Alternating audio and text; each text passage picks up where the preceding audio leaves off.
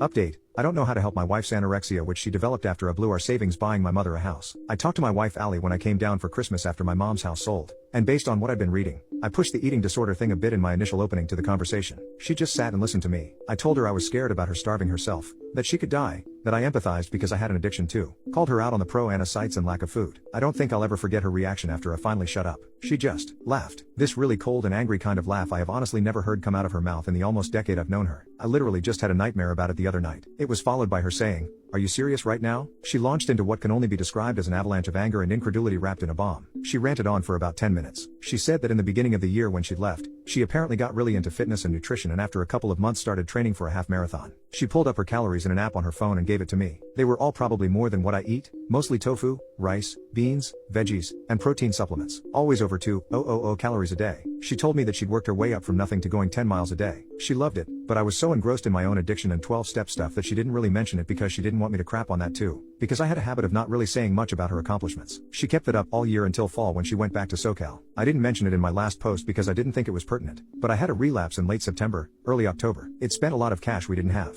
but I guess I didn't really realize how that would affect her. She apparently couldn't afford to eat. She stopped training because she couldn't buy enough groceries to even eat enough in general. She started crying and practically yelling at this point and told me about how her stomach started growling during one of her classes loudly, to the point where another teacher came up to her between classes and asked her about it. I'll never forget, ever, Allie yelling at me and saying, "Do you have any idea how humiliated I was?" I felt, and still feel, like an absolute piece of crap. The pro-ana sites were bookmarked from early October, not in her recent browser history like I'd thought. She said she ended up there after Google searches had lended results that amount to just eat food when she literally could not. She said she felt disgusting and horrible even reading through those sites, but that they were the only things that got her through her classes without public humiliation. She said that practically not eating for a month was agony. The amount of guilt I feel is incredible. I asked her why she didn't say anything, and she said that after multiple conversations about money and begging me to budget, she finally gave up and just got her own bank account. She did bring up what was mentioned here, about my thinking of her as so strong and unbreakable and how much pressure that put on her. She was crying at this point more than yelling, saying how she lost her best friend to an addiction and how this hadn't been a partnership in a long time and how alone she felt. How the program was almost as bad as my addiction because it was the only thing that started to matter to me. I guess she had a point.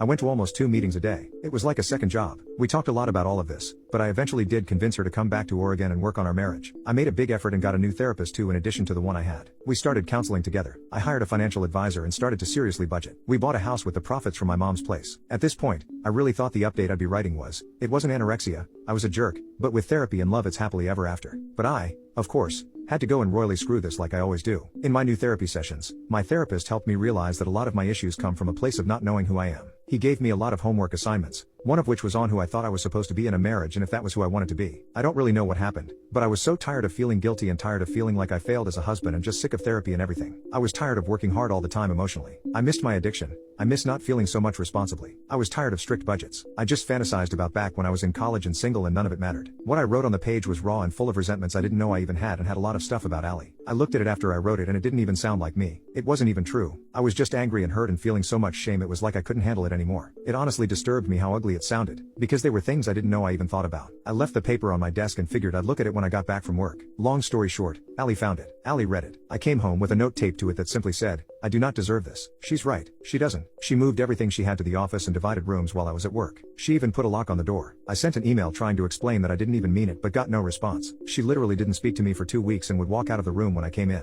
A week ago she sat me down and told me that since we just bought the house, we'd likely lose thousands in closing costs, so it didn't make sense to sell. I agreed. She told me that she was, however, filing for a divorce, and possibly going back to California. Then she left. It has hurt just writing this and remembering it, because I think I broke the heart of the woman I love more than anything. And she's gone and I miss her so much. She's back to not speaking to me. Half of me wants to beg her to come back, but I don't think I can keep any of the promises I had been making to her. I think I need to be single for a while and just focus on therapy. I don't know what's wrong with me or why I keep doing these things that hurt myself and others, but I need to get a handle on that before I think of tackling anything else. It cost me my marriage. It almost cost me my job. I think it's robbed my whole life. Allie seems good from what I've seen. Her sides of the fridge and pantry are filled with food and I saw her eating a giant salad the other day on the deck. So yeah, I think the eating disorder wasn't a thing. Just something I clung to as not to have to focus on me anymore. I saw her the other day at the gym. This guy with bulging muscles was chatting her up near the weights and I thought I heard him ask her to dinner. She did that adorable blushing thing she did back when we were first dating. And I don't know what she said, but I feel nauseous thinking about it. I hate myself. I want to hate muscle guy too, but I just can't.